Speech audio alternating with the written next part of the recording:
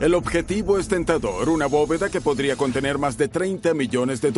Desde afuera parecía un banco común y corriente, pero por dentro era todo lo contrario a eso. Pero por sus vínculos con sindicatos, con un presidente estadounidense y con la mafia... Había dinero de la campaña de Nixon en aquel pequeño banco. Este robo no es solo atrevido, es peligroso. Fuera de la bóveda escucharon pasos. Era del servicio secreto, trabajaba para el banco, era de seguridad. Todos entraron en pánico. ¿Qué demonios? Quizá esto no sea tan fácil como pensábamos.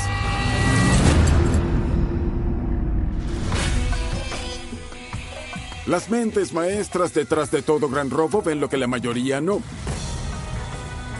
Lo arriesgan todo por dar el golpe de sus vidas. Pero hace falta un gran plan.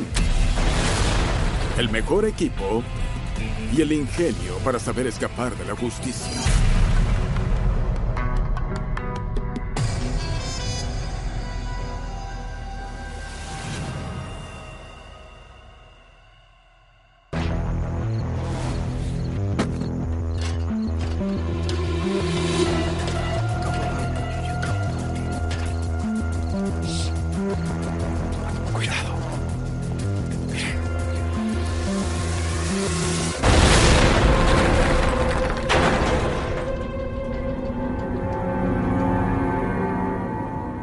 El Banco United California en Laguna Niguel está apartado en una ciudad rebosante de dinero y su bóveda contiene las cajas de seguridad de los ricos de la zona. Y se dice que es a prueba de atracos.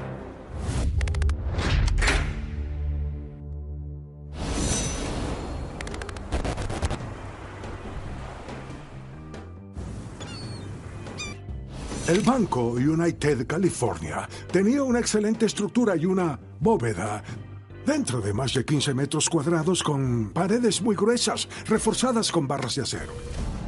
La puerta de la bóveda es a prueba de fuego y explosiones y pesa cerca de media tonelada. Su mecanismo de cerradura de tiempo implica que no puede abrirse fuera de horario laboral, al menos no por ciudadanos respetuosos de la ley. Era extraordinaria y muy moderna para su época. Pero guarda un secreto que hace que un equipo de ladrones profesionales viaje casi 4,000 kilómetros desde Ohio para robarlo. El Banco United California, desde afuera, parecía un banco común y corriente. Pero por dentro era todo lo contrario a eso. Según una fuente, había $30 millones ocultos que se rumoraba era dinero sucio perteneciente al presidente Richard Nixon dentro del banco. Eso es lo que se presume dio inicio a todo. Faltaban unos meses para el escándalo de Watergate y la reputación de Nixon ya estaba por el suelo.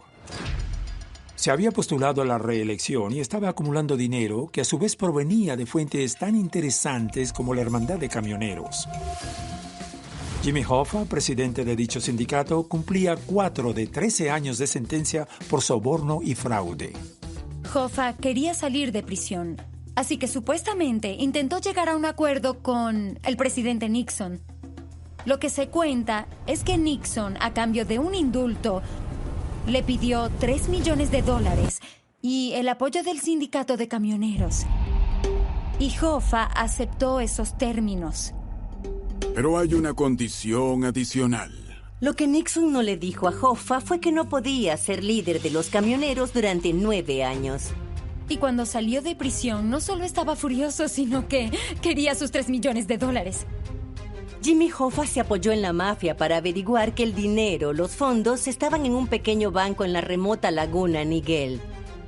Por lo tanto, aprovechó sus vínculos con la mafia y contrató a los mejores ladrones del país.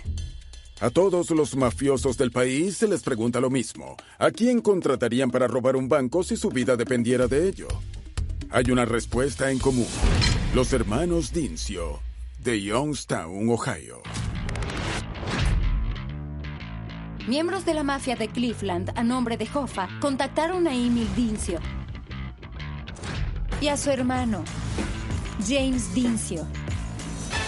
Los hermanos Dincio les hablaron de $30 millones y, por supuesto que aceptaron. La mente maestra es Emil Dincio. nacido de inmigrantes italianos en 1936. El restaurante de su padre había sido sede de apuestas ilegales organizadas por mafiosos locales, hombres que serían los mentores del joven Emil en las artes del atraco y él su alumno predilecto. Emil Dincio era el cerebro, la mente maestra, era metódico, su atención al detalle era insuperable y era la persona ideal para un robo como ese. He entrevistado a Emil Dincio en varias ocasiones y siempre hace énfasis en no lastimamos a nadie. Emil Dincio se ha vuelto un héroe y los crímenes así eran parte de su estilo de vida.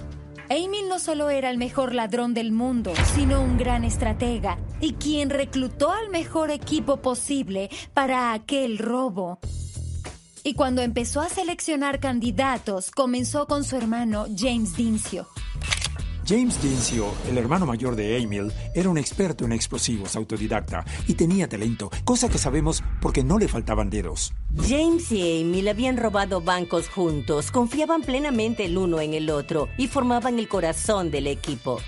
El trato era que Hoffa recuperaba sus 3 millones, la mafia se quedaba con 5% y el equipo con el resto. Tenían amplia experiencia, habían cometido más de 70 robos, pero ninguno por $30 millones. El primer paso que dan es exploratorio. Identificar todos los obstáculos que hay entre ellos y los $30 millones. En otras palabras, cambiar las nieves de Ohio por las tardes soleadas de California. Cuando se organiza un robo, hay que estudiar el lugar, verificar la seguridad, los alrededores. Estudiaron el centro comercial día y noche, lo ajetreado que era de día, después del cierre, y lo que descubrieron fue que después de las 10 p.m. era un cementerio. La ausencia de vida nocturna es de esperarse, pero la falta de seguridad nocturna es una agradable sorpresa.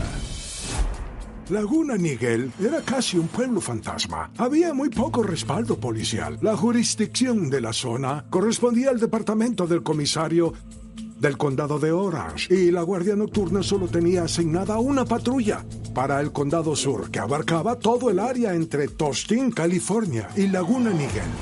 Se dieron cuenta de que después de que el banco cerraba el viernes por la tarde, un equipo de limpieza aparecía y tenían todo el fin de semana para hacer lo que quisieran. Una noche, Emil y James estaban estudiando el lugar escondidos entre arbustos en medio de la noche. Estaban siendo sigilosos, cuidadosos, ocultándose bien, intentando descubrir dónde estaba la trampa, cuando de la nada apareció un auto. Un auto se detuvo en el estacionamiento, justo frente al banco. Un sujeto de traje oscuro salió del auto, abrió la puerta trasera, dejó salir un pastor alemán y el perro comenzó a patrullar el perímetro. El perro se acercaba cada vez más a ellos. Emil y James solo pensaban, ¿quién es ese sujeto? ¿Acaso solo vino a pasear el perro? ¿O es un guardia del que no sabíamos nada? Los Dincio temen lo peor. Si se trata de una patrulla canina, la misión habrá fracasado. El perro comenzó a acercarse más y más a donde estaban y se les quedó viendo fijamente. Con millones en juego, Emil y James Dincio estudian el que será el mayor robo de sus carreras. Pero un encuentro con lo que parece ser una patrulla canina podría poner fin al encargo antes de que comience.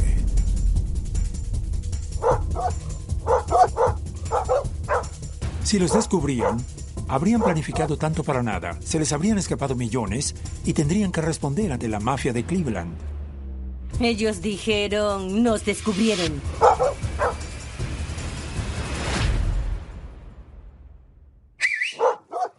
Pero el sujeto llamó al perro. Ambos entraron al auto y salieron de allí. El perro y su dueño se fueron, pero le sembraron la incertidumbre de si aquel sujeto era de seguridad del centro comercial, del FBI o del servicio secreto, y de si iba a entorpecer la operación. La perspectiva es alarmante y obliga al equipo a preocuparse por la clase de sistema de seguridad con el que se enfrentan. Lo usual en todo banco en aquella época era una alarma externa que hacía ruido y una alarma en la bóveda, una silenciosa. Eran profesionales, así que sabían que habría 2 tipos de alarma. Dieron una vuelta alrededor del banco para encontrar la alarma externa. Emil la consiguió y leyó el nombre de la empresa. Emil levantó la vista, leyó Alarma Diebold y sonrió muy feliz. Conocía muy bien las Diebold. Había robado varias bóvedas con alarmas Diebold, así que empezaban con buen pie. Una vez descubierta la alarma externa, tenían que averiguar qué clase de alarma silenciosa había, sabiendo que habría al menos una conexión alámbrica entre la bóveda y la policía o la empresa de alarmas. Emil y James comienzan a trazar el plan para una doble velada. En la primera noche abrirán un agujero en el techo para caer suavemente encima de la bóveda. Desactivarán la alarma sonora externa y luego la silenciosa que advierte a la policía. Seguidamente James taladrará una serie de hoyos en el tope de la bóveda que rellenará con explosivos y después cubrirá con sacos de arena para minimizar el ruido y concentrar el estallido hacia abajo. Para así la segunda noche valerse de su fuerza bruta y destapar cientos de cajas de seguridad para apropiarse del botín. Un plan simple, pero que requiere bastante trabajo y no menos delicadeza. Después de completar el detallado estudio del área y hacer un mapa, tenían que reclutar al resto del equipo. Y eso significaba regresar a Ohio. Después de que Emil y James vuelan a casa y se reportan, sus manejadores les hacen una oferta que no pueden rechazar. Sumar al equipo a un especialista en alarmas ligado a la mafia. Mi nombre es Phil Christopher y me dicen el super ladrón.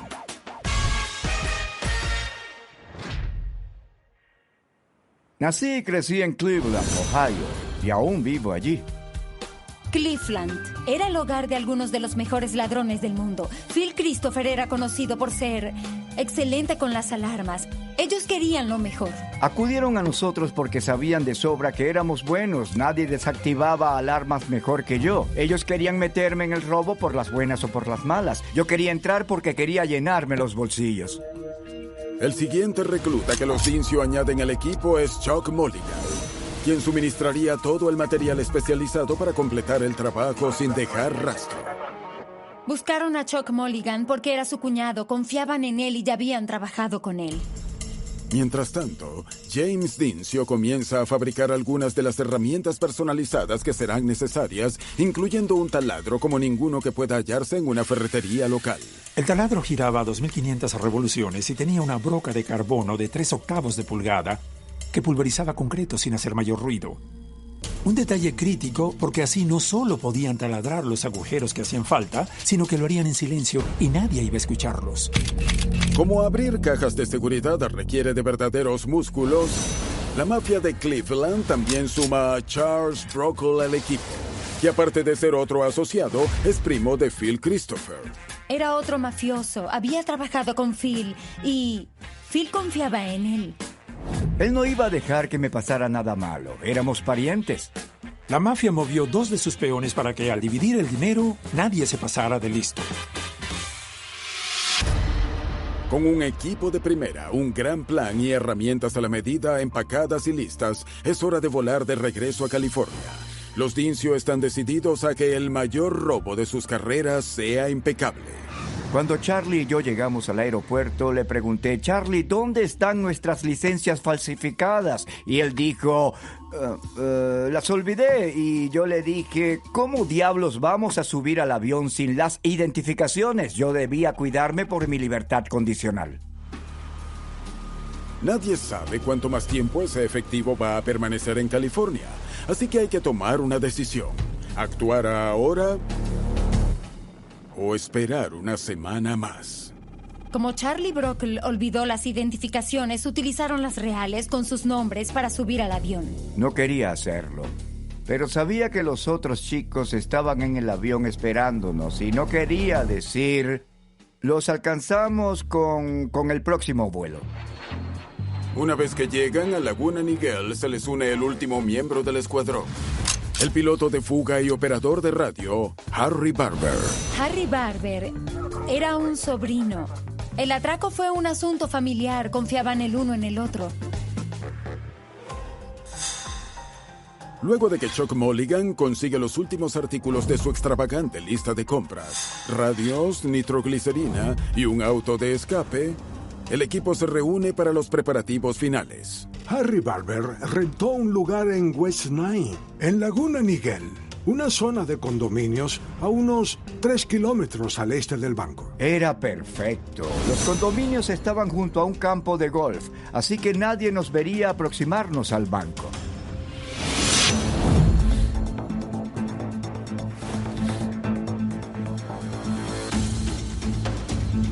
A las 10 p.m. del viernes, el equipo se pone en marcha cargando con sus herramientas a través del campo de golf, de camino a un hoyo en uno muy diferente. Chuck Mulligan se posicionó sobre la colina, mientras nosotros descendíamos por la cuesta. Durante toda la operación, él sería el vigía. Harry Barber se había quedado en el condominio, atento a la radio de la policía y a la espera, junto al auto de escape, por si algo salía mal. Era solo la brisa. Viernes 24 de marzo de 1972, 11 de la noche. El escuadrón Dincio está listo para poner a prueba su plan, sus implementos y sus nervios. El robo comienza ahora.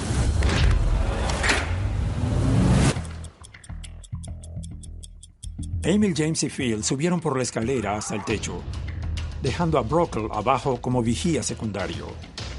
Lo primero por hacer, abrir un agujero en el techo para acceder a la bóveda desde arriba. Abrimos el hoyo, donde estimamos que estaría el tope de la bóveda.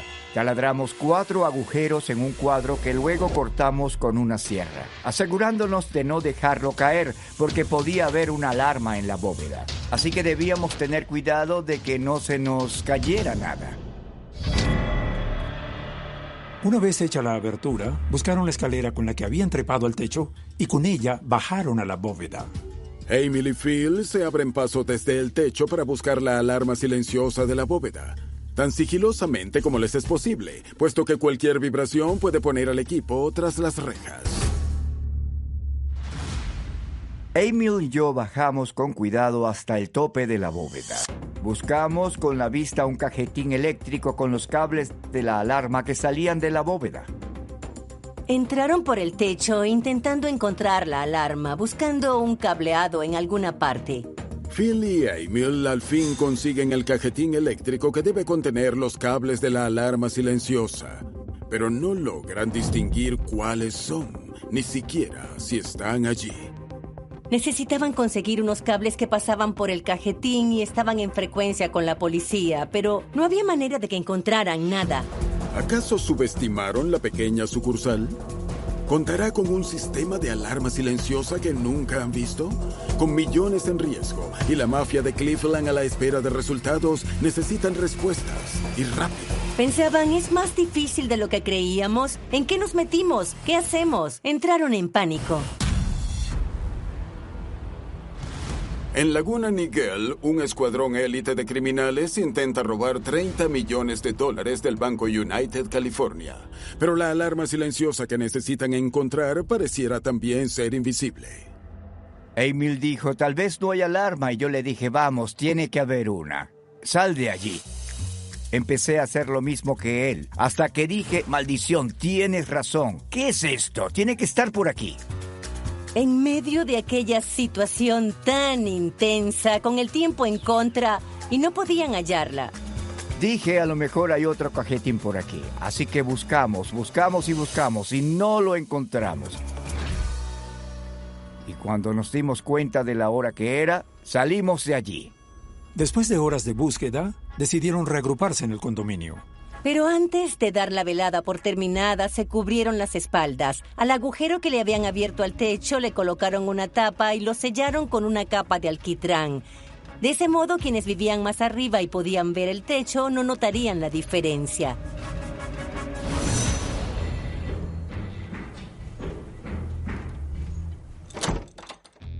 En este momento, el equipo de primera no se siente ni de tercera. ¿El robo del siglo? Bueno, más bien la intriga de las 4 horas. Y de vuelta en el condominio siguen perplejos.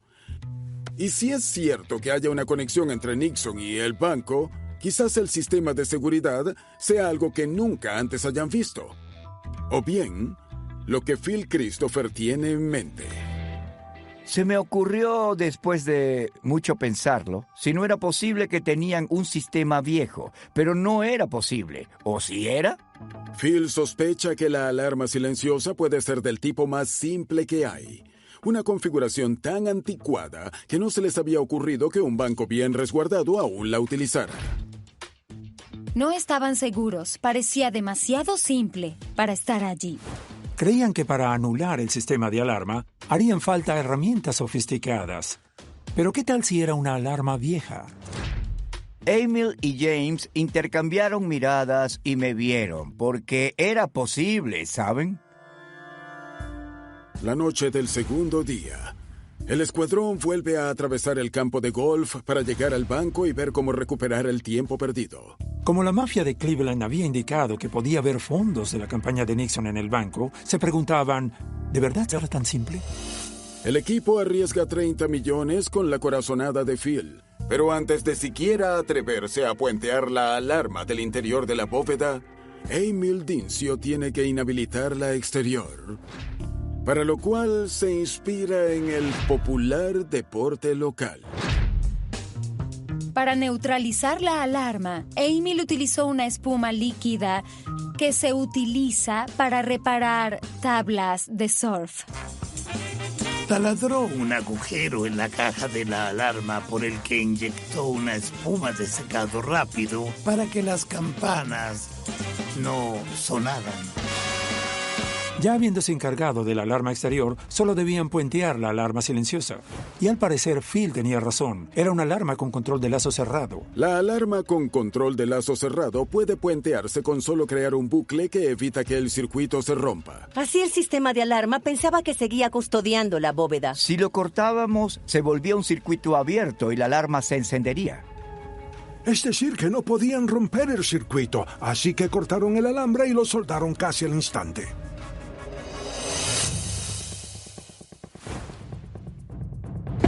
Se alejan hasta los arbustos cercanos para observar y esperar. Si tienen razón sobre la alarma silenciosa, podrán terminar con el trabajo. Si se equivocan, podrán terminar en la cárcel. Pasados 20 minutos, Harry les habla por radio. No hay alarmas, no hay policías, no hay problema. Excepto por una cosa, el tiempo. Estaban retrasados, el tiempo pasaba y la presión aumentaba por todo lo que había en juego. La siguiente fase requiere de músculo. Antes de poder bajar del techo con sacos de dinero, primero deben subir a él con sacos de arena. La arena no solo iba a ayudarlos a minimizar el ruido, sino a concentrar la energía hacia abajo para perforar la bóveda. Era un trabajo arduo para el que hacía falta fuerza, pero había hombres fuertes entre ellos. Con los sacos de arena en su lugar, el equipo está listo para detonar y atravesar concreto reforzado con acero, la parte del plan que separa a profesionales de aficionados, también como separa extremidades de troncos. James, el experto en explosivos, comenzó a horadar el tope de la bóveda y a rellenar los agujeros con masilla de nitroglicerina. Había un delicado equilibrio al rellenar los hoyos. Debía colocar suficiente masilla para abrir la bóveda, pero demasiada podía demolerla o despertar a los vecinos. Muchos creen que es simple, pero no. Primero se insertan las mechas, luego se desenrollan los cables, todos midiendo lo mismo, y se deja espacio para que el concreto salga volando. Aún estando todo listo, hay que saber lo que se hace o se llega rápido al más allá. Era la hora de la verdad. Ya habían puesto los pesados sacos de arena y rellenado los huecos con nitroglicerina. Estábamos ansiosos porque todo saliera bien, por poder lograrlo a la primera. James voltea hacia Emil. Este asiente y James detona la bomba. ¡Boom! Todos sabemos que es tirar la casa por la ventana. ¿Pero qué será abrir la bóveda por el techo? Los Dincio, con sus explosivos, intentan explicárnoslo perforando la bóveda del United California en Laguna Niguel sin mayor problema. Y fue increíble. Esperaban escuchar una detonación, pero aunque la sintieron en el estómago, solo oyeron un ruido sordo. Fue emocionante, pero les preocupaba que otra alarma se activara. Debían asegurarse de que eso no ocurriera y de que nadie hubiese oído la explosión. Contactaron a Harry en el condominio por si escuchaba algo en la radio. Nadie escuchó nada. Nadie llamó a la policía. Ni siquiera la alarma de un auto sonó. Y ahora empezaba la función. Cortaron un par de barras de refuerzo y entraron a la bóveda. El escuadrón Dincio ahora está dentro de lo que algunos mafiosos llaman la bóveda de Nixon. Aún tienen que lidiar con 500 cajas de seguridad, pero ya están tan cerca que casi pueden oler el dinero. Abrir una caja fuerte o una bóveda siempre era emocionante porque al fin podías saber qué te esperaba. Y se encontraron con 500 hermosas cajas de seguridad atestadas con el dinero de Nixon y esperando que las abrieran. Pero hablamos de muchísimo trabajo. Eran tantas las cajas que debían abrir, pero quedaba tan poco tiempo. La bóveda no era muy amplia, el tiempo seguía corriendo. Tenían que abrir todas las que pudieran antes del amanecer. Llamaron a Brockle, el músculo, para que ayudara a violentar las 500 cajas de seguridad. Hay una herramienta que ellos usaron en el robo. Una especie de martillo de precisión, cuya punta ha sido rebajada al tamaño de la cerradura de una caja de seguridad. Lo que se hace es colocar la punta frente a la cerradura y con un mazo golpearla hacia adentro y ábrete sésamo.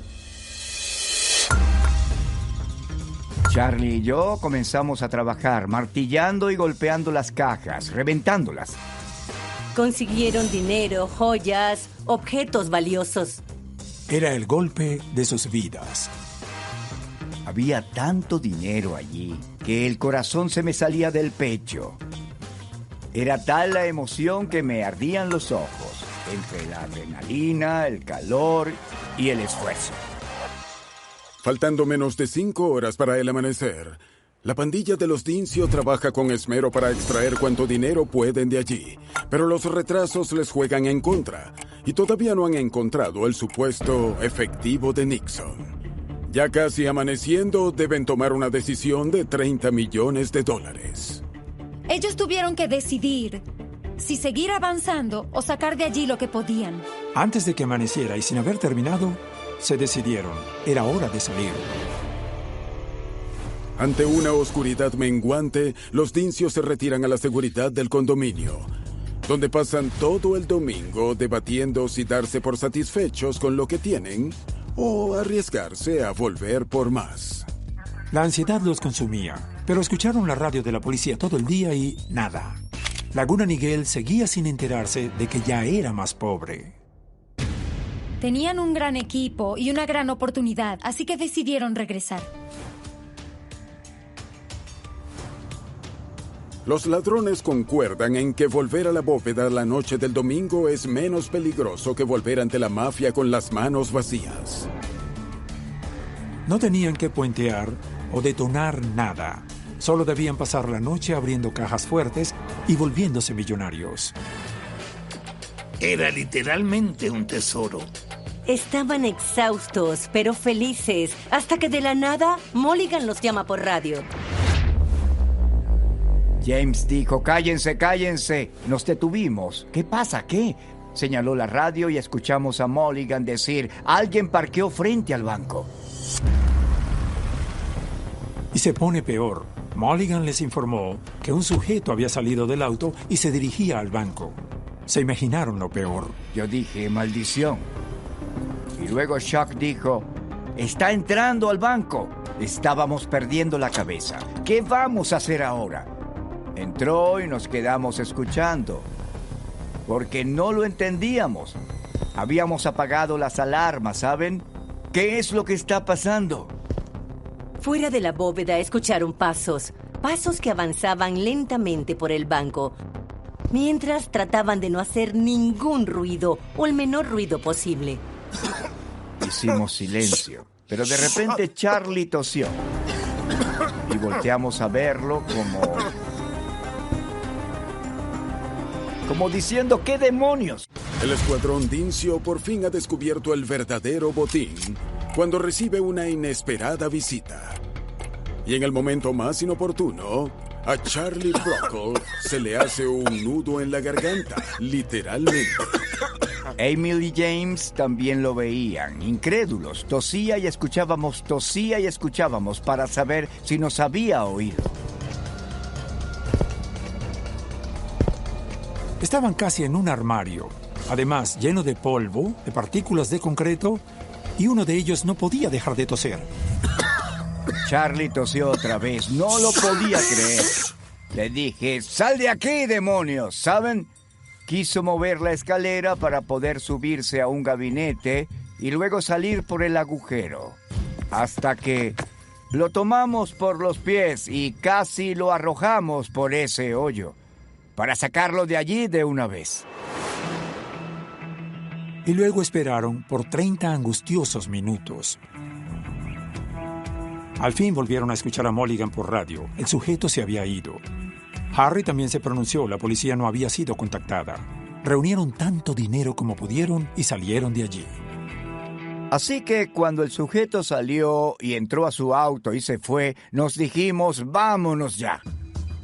Estos ladrones milagrosamente acaban de concretar el atraco más grande de sus carreras. Y con el amanecer a solo minutos, es hora de que esos millones desaparezcan. Ganaron algo de tiempo extra al darle un golpe de gracia a la puerta de la bóveda. La inutilizaron introduciendo algo en el mecanismo de la cerradura. Emil Dincio, en una demostración de pericia, supo averiar la cerradura desde adentro para que, llegado el lunes y el regreso a la oficina de los empleados, no pudieran entrar a la bóveda de inmediato. Conscientes de que habían perdido tiempo, con esto ganaron algunos minutos para ponerse a salvo. Me sentía como Santa Claus llegando de vuelta al condominio. Entraron al condominio y por primera vez apreciaron lo robado. Y era una fortuna. Según Emil Dincio, tenían los millones de Nixon y más. Cuando le pedí más detalles a Emil, solo sonrió. Claro que había sido un gran golpe. $30 millones, algo así. Por favor, ¿qué más se puede pedir siendo ladrón? Para cuando me fui a la cama, Charlie había contado 20 millones y quedaba una pila igual o mayor por contar. Debieron ser entre 30 o 40 millones, por lo que vi.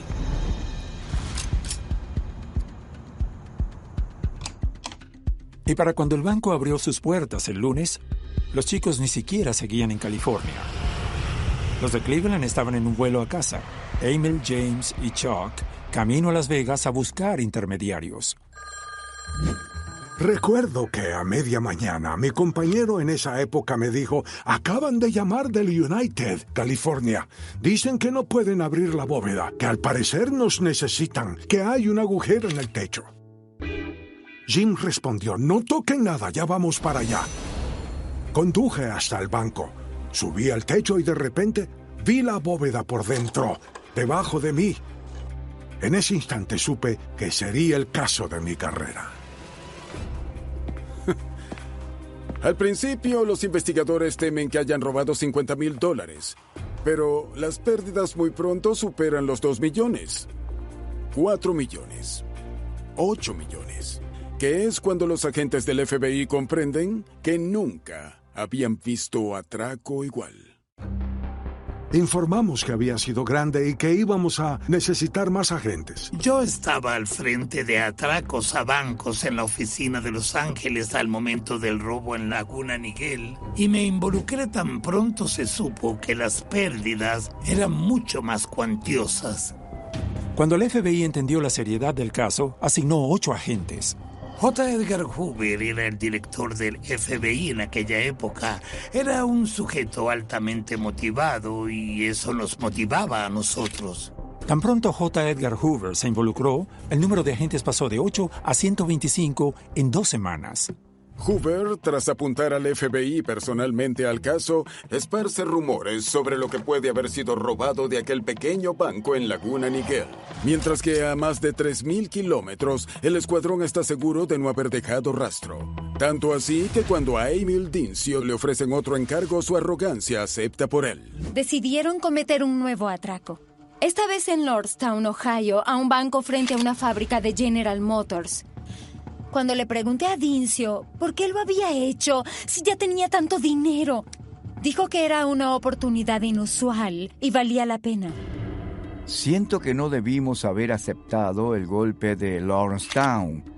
Teníamos tanto dinero que no necesitábamos más. Yo sentía que algo no andaba bien. Había muchas similitudes en cuanto a herramientas y métodos entre ambos robos, tantas que era evidente que quienes buscábamos estaban involucrados en ese robo. Concluí que necesitábamos saber cómo habían llegado aquellos sujetos a Laguna Niguel, California. Habíamos identificado a un gran número de personas y solicitamos a varias aerolíneas verificar en sus sistemas. Y en un par de días encontramos los 5 nombres.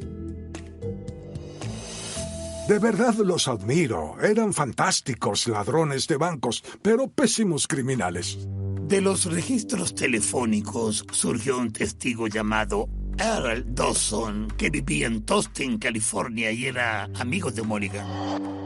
Una tarde recibí la orden de investigar a un tal Earl Randall Dawson, pero lo que más me llamó la atención fue que había nacido en Youngstown, Ohio. No me hizo falta ser federal para ver que era una pista.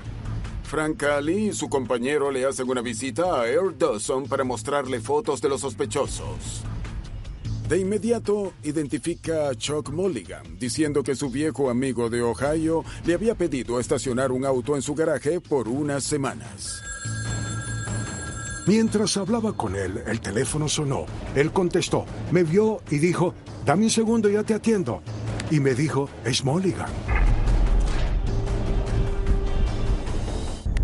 Junio de 1972. Más de 9 semanas luego de uno de los robos más grandes de la historia, 2 federales se topan con la situación más improbable de sus carreras. Mientras interrogan a un conocido de la pandilla de los Dincio, Chuck Mulligan llama para hablar de cómo deshacerse de evidencia. Le pregunté si podíamos escuchar la conversación y oímos a Mulligan decir, hola Earl, ¿cómo estás? Tomaré un avión a Los Ángeles esta noche y después iré a tu casa. Tengo que deshacerme del auto que está en el garaje. Dijo, ¿te ha visitado el FBI o la policía? Él dijo, no, nadie ha pasado por aquí. ¿Seguro? Sí, no he visto a nadie. Y me dije, vaya, qué buen amigo. ¿Puede ese auto en el garaje del que Mulligan quiere deshacerse ser el vehículo usado en el atraco? Cali informa a sus jefes que está por arrestar a un sospechoso y muy rápido consigue una orden de cateo para el vehículo. Cuando abrieron el maletero, encontraron pasamontañas, armas y las herramientas utilizadas en el robo de Laguna Niguel. Todo lo que había en ese auto, todo en ese maletero, lo habían limpiado a profundidad con la excepción de una huella detrás del espejo que alguien había dejado al ajustarlo. Mulligan apareció. Me le acerqué y le dije, ¿Mulligan? Y dijo, sí, FBI. Dijo, ¿qué? Estás arrestado. Como todo un profesional, Mulligan no delata a sus socios. Y aun cuando el FBI localiza el condominio que Harry Barber rentó, el equipo no se inmuta, confiado en que la suya fue una salida literalmente limpia. El lugar estaba impoluto, del techo al suelo. No había nada que pudiese servir de evidencia, nada, excepto por el lavaplatos, a partir del cual identificamos a 5 sujetos por sus huellas en los platos sucios, porque no lavaron los platos.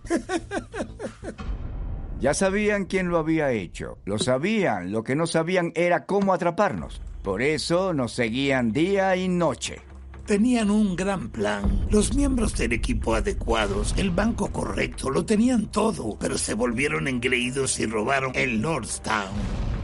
Varios agentes del FBI en Ohio arrestan a Emil Dincio y al registrar su casa consiguen unas peculiares monedas que pertenecían a un cliente del Banco United California. Los agentes también encuentran efectivo que logran rastrear al banco de Lordstown. Seguidamente se enfocan en el llamado superladrón Phil Christopher. El FBI fue a mi casa a arrestarme por violación de libertad condicional. De haber tenido mi identificación falsa cuando subí a aquel avión, nunca me hubiesen atrapado. Nunca lo hubieran hecho. En octubre de 1972, transcurridos 215 días desde el robo, llegan a juicio los robos tanto de Laguna Niguel como de Lordstown. Los Dincio lo planifican todo, excepto qué hacer en este caso. Emil Dincio, Charles Mulligan y Phil Christopher fueron sentenciados a 20 años en prisión. James recibió una condena de 15 años. Harry Barber fue fugitivo por 8 años antes de ser atrapado. ¿Pero qué hay del enorme botín sustraído del Banco United California? ¿Qué ocurrió con lo que Emil Dincio insiste eran los millones de Nixon? Después del robo de 20, 30 millones o más, solo se recuperó una pequeña porción. No creo que el estimado final sea correcto. Creo que fueron más o menos 50 millones. Pero los federales solo recuperaron entre 2 y 4 millones. Hay mucho más dinero por allí. Según los ladrones, entre 12 y 30 millones. ¿Dónde está el resto? Alguien se hizo rico con este robo. Para algunos, que el dinero no aparezca solo le suma a la reputación de la pandilla Dincio como el mejor equipo de ladrones del mundo. Nadie ha alcanzado nuestro nivel. ¿Me preguntas si somos los mejores? Yo sé que lo somos, hasta el FBI lo admitió. Nos dejaron boquiabiertos por lo meticulosos que fueron. Es el mayor robo de la historia a un banco de Estados Unidos, con un plan sofisticado y excelentes perpetradores. En el caso del robo al Banco United California, sigue habiendo preguntas sin respuesta. ¿Estuvo el líder sindical Jimmy Hoffa detrás de todo? ¿Intentaba, como insiste Emil Dincio, recuperar lo que consideraba su dinero? Sin importar las respuestas por su ingenioso plan, su osada ejecución y la cantidad de dinero asociada con el atraco al United California, este es uno de los grandes robos de la historia.